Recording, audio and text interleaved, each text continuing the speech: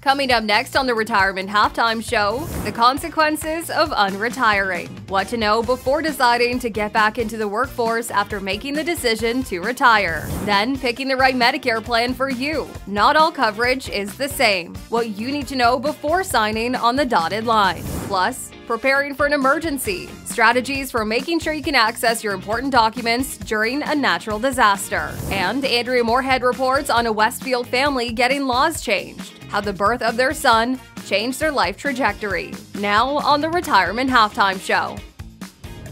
You wouldn't play a game the second half the same way you would the first, especially if you had the lead. This is the Retirement Halftime Show, helping you maintain your lead in retirement. I'm Heather McWilliams, and welcome to the Retirement Halftime Show. We're joined by Alex Joyce with ReJoyce Financial. Alex, today we're talking about a growing trend, retirees unretiring. And it's for a whole host of reasons, right? Maybe they want more money, they've discovered they need more money, or maybe they're just plain bored. Yeah, starting a business. Yeah. Right? I mean, it is a growing trend, and I think that people are more open to doing something that they're more passionate about. I think that people this day and age, you find that retiring like their parents is boring, right? And so they really enjoy what they do. Perhaps they don't enjoy the traditional 9 to 5, and they're just kind of over it. People are retiring earlier, and I think that in taking their Social Security over, earlier, and that number is growing with popularity. 62, you give away 25% of it forever, and they're like, okay, but it may not be there tomorrow. Right. And so kind of flying off the seat of your pants a little bit. And I think that, one of the things that our practice focuses on is tax planning. Because when someone makes those decisions to go back to work, or they make those decisions to stop working, the tax that follows and the tax issues that could spill over, carry over, are significant. For instance, someone takes Social Security at 62, right, and they give away that 25% forever, but yet they still continue to work, understanding that the most they can make is about $20,000. Yes. Whether they start their business or not, that limits really what they can do. Maybe it creates something that they can do that is, maybe more fun. Enjoyable, right? More charitable, if you will. That's true. But still, there's a growing trend, as you said, and I think it's something to really sit down and talk to an advisor about, just to make sure that double check to make sure you're doing what's right for your pocket. Well, and Alex, 25% is a lot of money, and we know people are living a lot longer than they were in the past, Conversely, if you wait till 70, well, that's a big increase in retirement income. It really is. 62, that number it grows a little bit, but once you get 66, 66 and a half, or even 67, being full retirement age, you get 100% of your benefit. The conversation starts to get into Social Security a little bit. And then, of course, delayed credits are still there. And so I think that people naturally think, well, 65 is my magic number because then I'm Medicare eligible. I'm right there by Social Security. I don't have to fill that gap for medical or COBRA or expenses related to, healthcare, if you will. Even though they can afford it, they just don't really have it budgeted in. It is something that most people, just like estate planning, could hire a good attorney, but they just don't have it budgeted in. Right. And they don't want to be burdened with a surprise and burdened with a change. And so the power of planning is getting in front of some of those decisions and just perhaps talking it through to make sure that you're making the wisest decision that you can possibly make with what you have. How important is fluidity in a retirement plan? It has to be, and I think that such is true with, we always talk about process, and we talk about transparency, and we talk about with that comes liquidity too, right? Yeah. And I think that those are powerful words, but being able to access what you need when you want it, have the freedom of a voice, if you will. This isn't a day and age where you hire an advisor, then you go ask permission, or you let it and set it and forget it, and you kind of feel like a lot of people come in my office and they have an advisor, but they kind of feel like they're trapped in the relationship, almost like the advisor holds the money, right? And so we want people to, we want to empower people and maybe give people the freedom of again, voice, and we want people to be comfortable. Yeah. You know, I mean, they call it a modern day retirement plan. Right. Right. This isn't the thing of the past. You know, I think that nor is this market. It's so true, though. Right? It's so true. Yeah, I don't think there are any steadfast rules. Well, like you said, it depends on the individual and their goals, right? Yeah. And you can't put a price tag on peace of mind. And I think at the end of the day, that's what we're looking for. And we want to, you know, pass along some money probably to our kids and grandkids and set them up too. Yeah, I think that's true. And I think it's nice. And I think one of the big questions we ask people, and I would encourage people to come in and maybe explore this, if you will, is, you know, what is the purpose? People don't get asked that very often. And then when we ask that, hey, what's the purpose of your money? They're like, well, what do you mean? Of course I'm going to spend it. I'm about to go to Hawaii, you know? What is your purpose? You know? And so I think that once we get an idea of what the purpose is it live on or leave on? Do you have legacy desire? Because again, most people think about their grandchildren's life, if you will, but they look at their own personal assets from a risk tolerance perspective, from, you know, understanding, hey, you know what about them?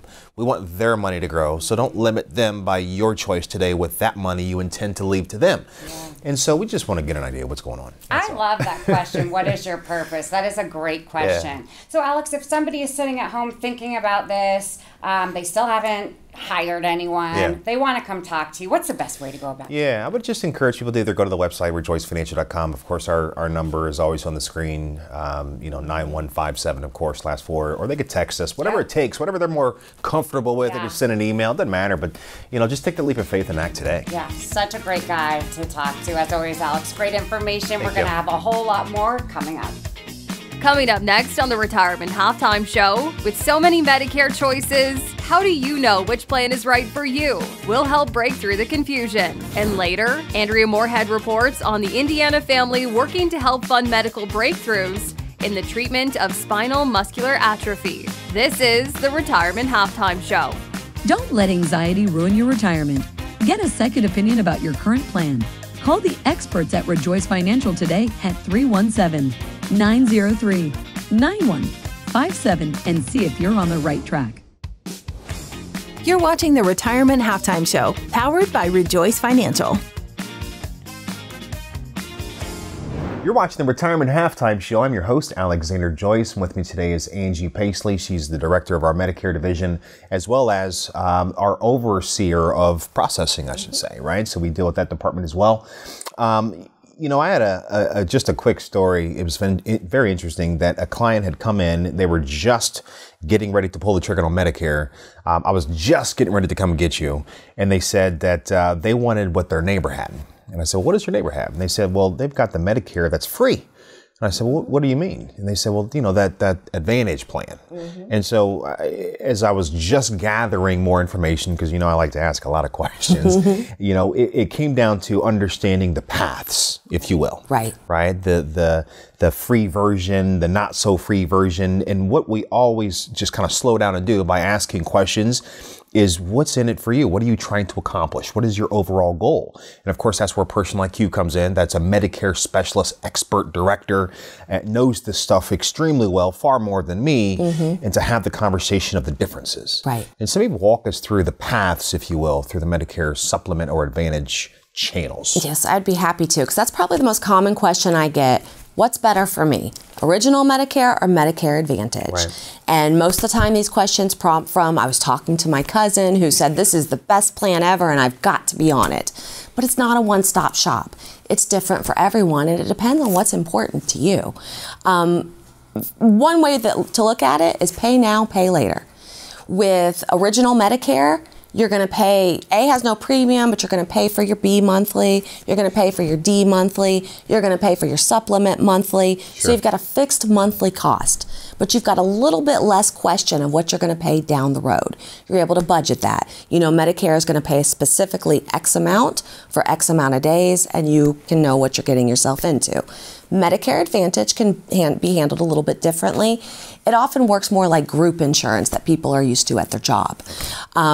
Often you will not pay anything monthly. So a lot of people, that's very intriguing to them. They want that low cost up front. Understanding, I don't mean to cut you off, but I just want to know, being more restrictive right? Like a PPO, right? Or you got a that primary is an aspect, care. yeah. And that's what we look at. What's important to you? Do you want the flexibility to see any doctor that accepts Medicare? Sure. Or do you want to stay in a PPO? In your area, if you will. That's going to be a different answer for you than to your cousin. Who knows? Yeah, somebody might want to travel the world. Exactly. So it really just depends on what's important to you. And one of the first things that I do when I bring people in is I have importance statements. And it's very simple. I've got 6 questions in a grid.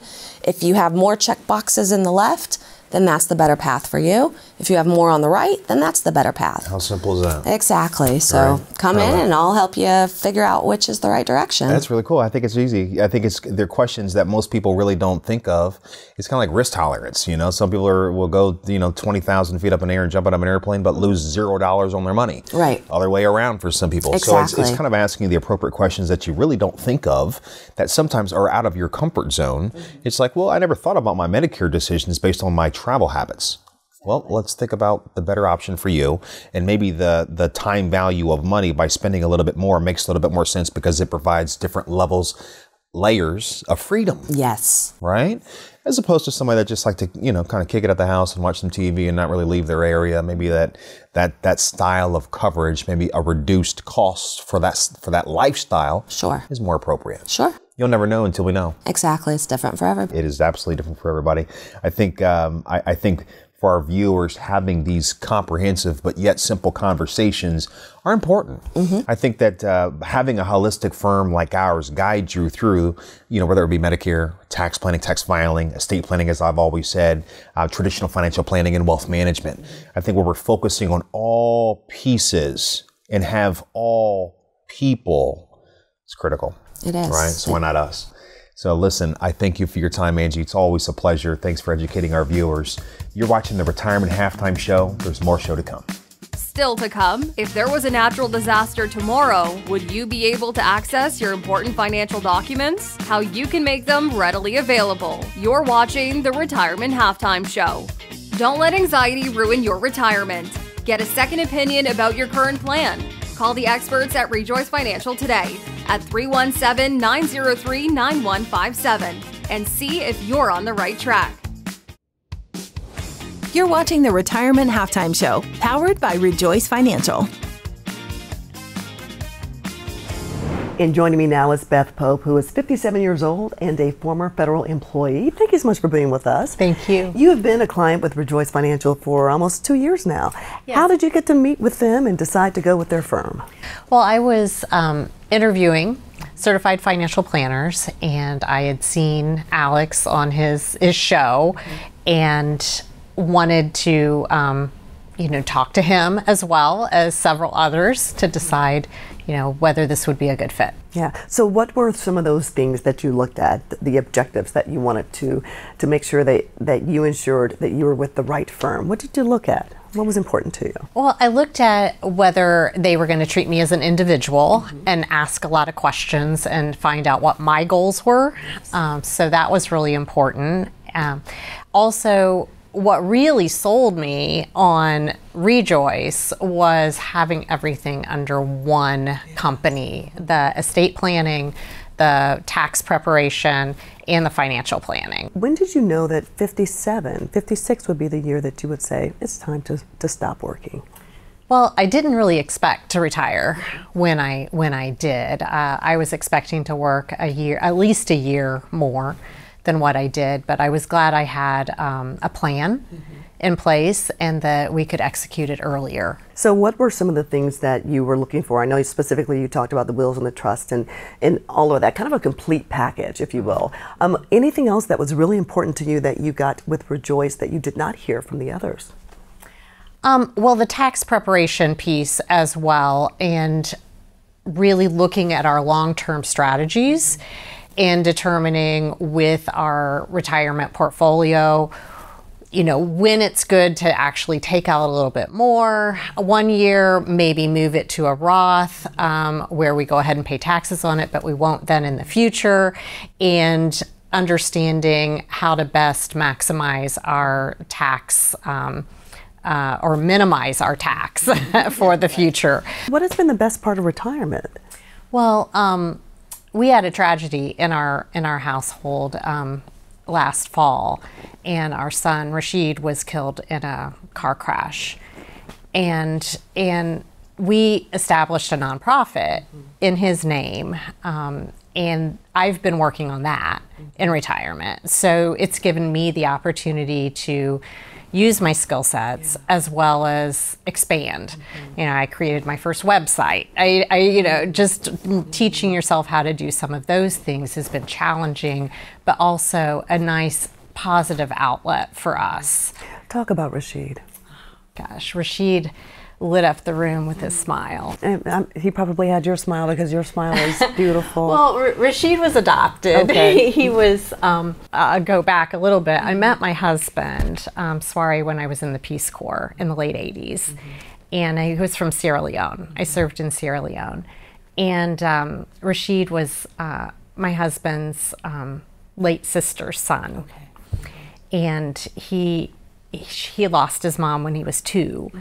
And we knew immediately we had to adopt him. You know, there was just no question. He's family, you know, we have to adopt him. So he actually arrived in the States 2 weeks before his 4th birthday. And so he was 22 when he was killed. He would have been 23 on January 1st of this year. His smile just lit up a room, and he was very compassionate and empathetic. And he wanted to be a registered nurse. He was working in the healthcare field. So the nonprofit is focused on healthcare in Sierra Leone, his birth country. What has that meant for you to have ReJoyce by your side and helping you through the process of setting up a nonprofit and making sure from a financial standpoint that, you know, you're okay? Having them by our side in the estate planning, I mean, we were supposed to meet with them and sign papers on our wills and all like a week after Rashid's death. And when they called, I said, you know, we can't meet right now. And by the way, you got to redo everything because our beneficiaries have just changed. And so they were wonderful. What would you say to someone who's watching who has not thought about getting their plan together? What would you say to encourage them? I would say plan. I mean, I was happy I'd been planning, but hadn't been working with a financial advisor, but you've got to plan. Plans can change, and they can change very, very quickly, as we learned. But if you're not prepared for that, if you don't have the basics, then it's hard to pivot. You know, as the community impact anchor, I travel around the state finding nonprofits that need what I call TV love, because they need financial wherewithal in addition to volunteers. What is the name of your nonprofit for your son, in honor of your son, and how can people help you? Sure. It's the Rashid S. Conte Memorial Foundation, and we have a website. It's the RSC, for his initials, rscmemorial.org, and you can read about him, read about, you know, what our mission is, and they can donate on the website. And what is the mission? Tell me a little bit more. The mission is to support healthcare initiatives in Sierra Leone, so we've left it a little bit broad. We're just now building a board. We just got our 501c3, so we were really excited last month when we got that letter from the IRS saying we're official, a nonprofit. How does that make you feel, knowing that you are able to keep his legacy and his spirit alive? It means so much because he was really that loving, caring spirit, and I know he would have done things in Sierra Leone and in pursuing a healthcare career. I know he would have done something, so this allows us to do it for him and to have his name associated with various grants and projects there that are really going to help people. Our friend is back. Her compassion, her connection to the community, that smile. I'm all about a pivot. ReJoyce Financial is proud to welcome Andrea Morehead as our community impact anchor, with stories seen on the Retirement Halftime Show.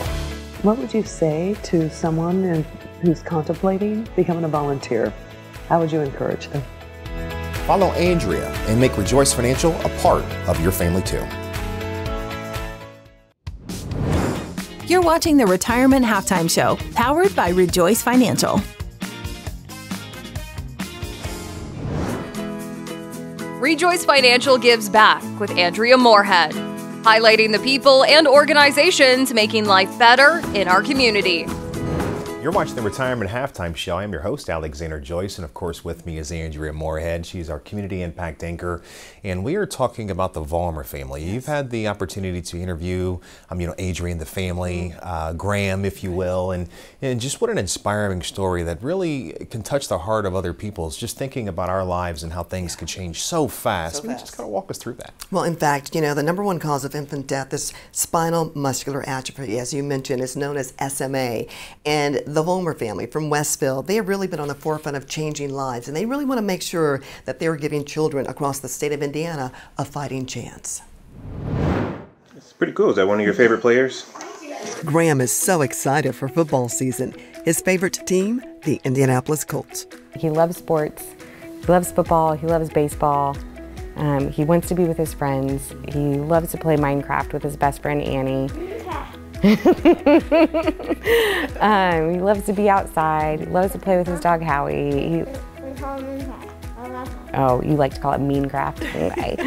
And like Colts quarterback Anthony Richardson. Oh, you want me to throw styles? Graham was born to lead. He's the youngest of 3 children. We are just so blessed to have our time with Graham. Diagnosed at 8 weeks old with a neurodegenerative disease, SMA, which stands for spinal muscular atrophy. It means that the spinal nerve cells don't actually speak to the muscles. With reduced movement, Graham also has daily respiratory challenges. When you have type 1 and you're diagnosed as a baby, typically that means that the disease progresses the fastest and can be fatal even as early as the age of 2. But he's here. That's right, and Graham's 8 years old, and he just turned 8 in May. Oh, this is what life is going to look like, but he has exceeded everything that the doctors ever said. How does that make you feel? It's pretty incredible. It's something that, while we try not to think too much about, it's hard not to.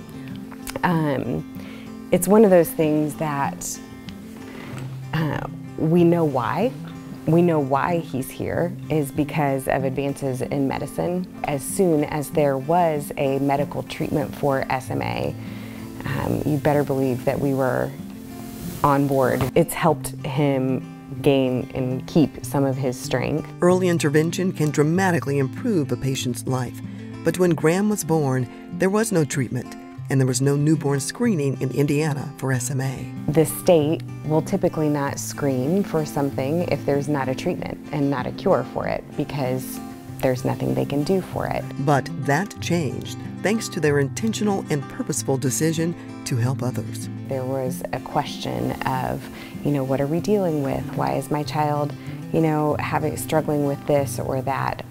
I wanted them to be able to know with certainty a diagnosis and be able to seek treatment right away. The Vollmers used their lives as a testimony, testifying before the Indiana legislature and urging it to include SMA on the newborn screenings list. Now, every baby born in Indiana is required to be screened for the disease. Graham's bill, House Enrolled Act 1017, went into effect April 1st of 2018. Have you had families who've come to you and said, thank you? I have. That's pretty cool. Adrian sees the fruits of their labor and advocacy at the annual Cure SMA Walk for Graham. The nonprofit raises awareness and funds for research, treatment, and care programs. And as Indiana's chapter leader for the National Cure SMA organization, she's on the forefront of educating people about new clinical trials and FDA-approved treatments. For some, like in a pre-symptomatic infant, it might completely stop the progression of the disease. It might it might mean that they don't ever show symptoms, which is incredible. Did you ever think that you would be in a position to effect change the way that you and your family have? I know that we won't stop, because for us, like, while treatments are giving Graham a better quality of life, like, that's not going to be good enough for me. So I'm not going to stop until we get a cure for him. Amen. Your fundraising dollars are welcomed, along with volunteers to support various SMA programs. The Vollmers also want you to raise your voice to make a positive change in your community. It may feel daunting, but you never know how strong you are until being strong is the only choice you have. What do you think you've learned the most about yourself and your family unit? Being willing to, like, pivot. Yeah. And honestly, what I've been so impressed with is my older two children and their ability to adapt. We went to the movies it was myself and my mom, took Graham and my daughter to go see The Little Mermaid. And he really started not feeling well. Like, his heart rate got really high. His oxygen levels weren't great. He was starting to, a lot of things were going south. I leaned over to my daughter and I was like, hey, I said, there's a really good possibility we're just gonna have to go home and come back and see this another time. And she was like, okay, that's okay, Mom. That's okay. And I was just like, I was really impressed with that. Really impressed. Her daughter Lucy crafted the sign, reminding their family and all who walk into their home not to count the days, but to make the days count with intention and purpose. And you wake up every morning and you're just so grateful for what is that? Well, besides this little guy, but just perspective on life. I think that's the biggest blessing for me. That's what he's given to me. You want to be done? You know what? Graham wants to be done. We're done. Graham was indeed destined to be a leader. Graham, what do you think? Is there anything that you want to talk about? I love it. He says, end scene. Yeah. I love it. And we certainly thank the Vollmers for their dedication and their perseverance and for changing so many lives across the state of Indiana and really around the nation. And if you would like to learn more about the Vollmer family and their foundation, just go to our website at rejoicefinancial.com/Andrea. Thank you, Andrea. You're welcome. Today's tip of the week for stronger financial health. After you've gathered your most important financial items and documents, protect them as well as you can. But that may not be enough if a natural disaster affects your community. One way to ensure you have access to the documents is by making backup copies. You can ask loved ones to hold on to them for you at their home or store them in a bank safety deposit box. Another option is to make electronic images of your documents and put them in an online storage vault, such as Google Drive. If your important documents are on the cloud, you'll be able to access them from anywhere. Make sure you also have access to a record of all credit and debit cards with their account and contact numbers. That way, if an emergency hits, you can call and report the cards lost. That's today's tip of the week for stronger financial health. You're watching the Retirement Halftime Show, powered by ReJoyce Financial. Thank you for watching the Retirement Halftime Show. If you have questions about today's show, give us a call, send us a text, or go to our website. Most importantly, maintain your lead in retirement. I'm Alexander Joyce, and I'll see you next time.